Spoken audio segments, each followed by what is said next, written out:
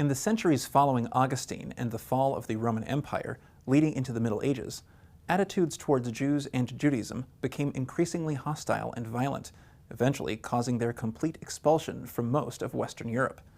It is in Christian medieval Europe that the roots of many of the anti-Semitic stereotypes and tropes, still familiar to us today, can be found. These include, among others, the stigma of the Jewish obsession with money, the allegation that Jews murder Christians, particularly children, in order to use their blood for ritualistic purposes, the accusation that Jews poison the wells of Christians, and so forth. How did early Christian thought and perceptions of the Jews, and especially the Augustinian legacy calling for the safekeeping of Jews, morph into violent and often murderous actions and rhetoric? Augustine bequeathed a legacy of ambivalence concerning the Jews to the Christian Middle Ages. Ambivalence perhaps in the classic Freudian sense of love and hate at the same time. The Jews needed to be preserved, but on the other hand, they needed to be subordinated, to be scattered, to be enslaved. They needed to serve the purposes of a properly ordered Christian society by embodying the old biblical legacy that Christianity claimed to have sprung from and to have replaced. Augustine then injected a kind of polemical imperative into Christian attitudes towards Jews and Judaism. Even if there were no Jews across the street, Christians very frequently came to define their own Christian beliefs and identity by negating those of Jews and Judaism. And this helped to preserve a Jewish community in Western medieval Europe for a time. But what happens by the end of the European Middle Ages is that the Jews are successively expelled from most Western European lands. They're expelled from England in 1290, France beginning in 1306, Spain and Sicily in 1492, Portugal in 1497, the Kingdom of Naples, the southern half of Italy in 1541, which means by the end of the European Middle Ages, except for parts of Germany and northern Italy, Western Christian Europe is essentially Judenrein. It is essentially free, pure of Jews, as it were. Well, what happened to Augustine's teaching of slay them not? And Augustine was a theological authority second to none in European Christendom. What happened to allow for that change? We can touch only on a few highlights and mention a few factors that helped precipitate, that contributed towards that downfall of the Jews in Western medieval Europe and their virtual disappearance from Western medieval Europe by the end of the Middle Ages. In 1096, when the Western European Church and its followers set off on the First Crusade to reconquer the Holy Land from the Muslims who then ruled and controlled it, various Jewish communities in Northern Europe, especially in northwestern Germany, were the objects of a wave of pogroms, of serious anti-Jewish violence, in which Jews were offered a choice between conversion to Christianity or death. This was not in keeping with the official mandate of the Crusaders. It was not at all in keeping with the Augustinian teaching of slay them not. But what it does, inasmuch as it is in contrast to those instructions from above, is to awaken European society to the problematic, to the unique status of the Jews. They're here, but yet they exemplify everything that we disagree with. And in times of stress, they can be the objects of violence. So beginning in the 12th century, Jews and Judaism in Western Europe become the subjects of increased intense scrutiny.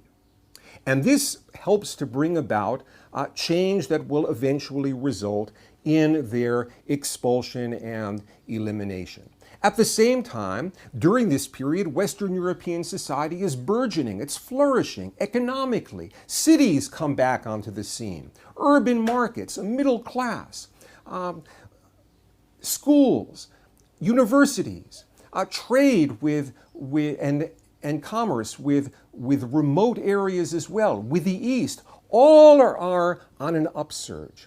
And this, again, prods people to focus on the Jews who are known as people who are associated with money, with trade, commerce, and money lending.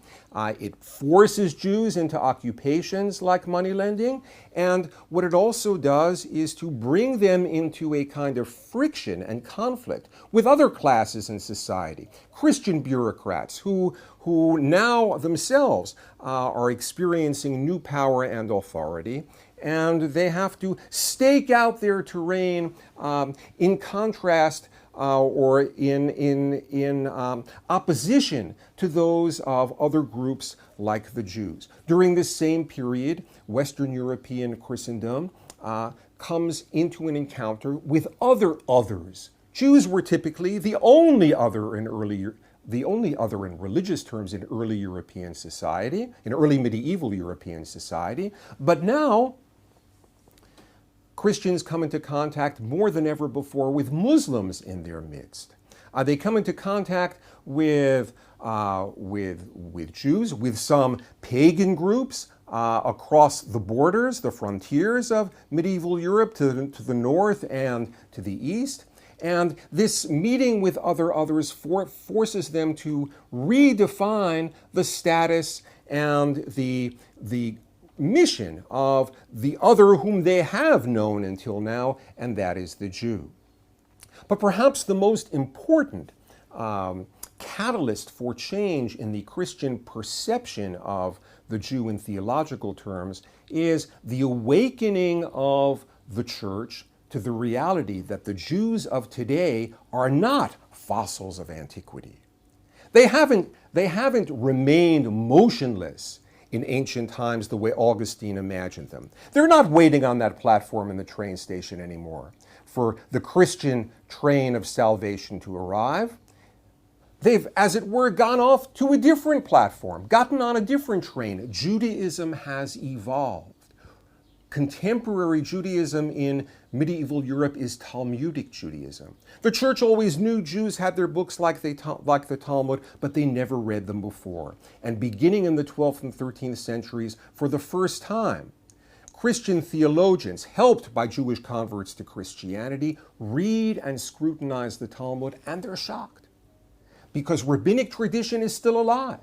Rabbinic tradition is still evolving. Judaism is still flourishing in a cultural sense, where it was supposed to have died and become extinguished. That's what Augustine taught.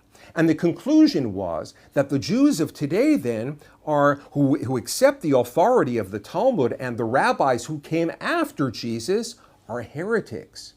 Not just with regard to Christianity, that they don't believe Christianity. They're heretics with regard to biblical Judaism, because from a Christian point of view, they've replaced the law of Moses with the law of the rabbis. This kind of Jew deliberately, not blindly the way Augustine imagined, deliberately forsook the truth of the Bible. And this Jew went off to create another religion so as not to have to admit the truth in Christianity.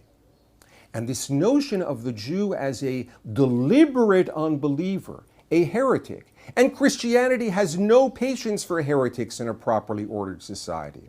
The church is at the peak of its power in the 12th and 13th century. It tries to make sure that every group in society has a defined and legitimate role, and it has no room for heretics. So inquisitions are on the rise. It has no room for homosexuals, so only now for the first time the gays come to be persecuted in Western society by Christian authorities. And it has no room for a Jew who does not fit the Augustinian mold. Paradoxically, Augustine and the tradition that he bequeathed to the West knew better what a real Jew is than the Jews themselves.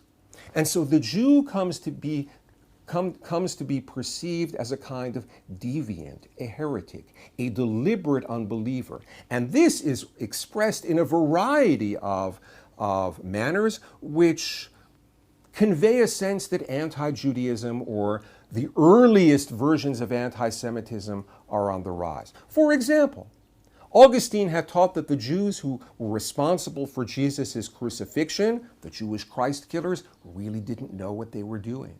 Now in the 13th century, none other than Thomas Aquinas argues that the Jews knew they were killing their Savior. The Jewish leaders killed their Savior deliberately. And for all intents and purposes, they really understood that he was the Son of God. What kind of individual knowingly, deliberately kills his Savior, murders the Son of God, not a rational human being, but an irrational being, a monster, an agent of Satan? And this new perception of the Jew fosters more popular beliefs that the Jews engaged in criminal activity perpetrating all kinds of terrible crimes against humanity. They committed ritual murder against innocent Christians, ritual cannibalism when they used the blood of people whom they killed for ritual purposes like baking matzah for Passover. Jews poisoned the wells. They sought to get the consecrated host from the Mass and deliberately to desecrate it, to take vengeance on on this cracker, which they really understood was the crucified Christ. Late medieval popular culture fosters this notion of the Jew as a satanic monster, a Jew who has a foul odor, a Jew who, if he's male and not just female, has a monthly menstrual cycle. A Jew who is not human, but a Jew who is satanic and monstrous. And long after the Catholic theology of the Middle Ages ebbs and declines and loses its hold over European society, many of these myths and popular motifs survive and become a kind of important bequest of the Middle Ages to modern anti-Semitism.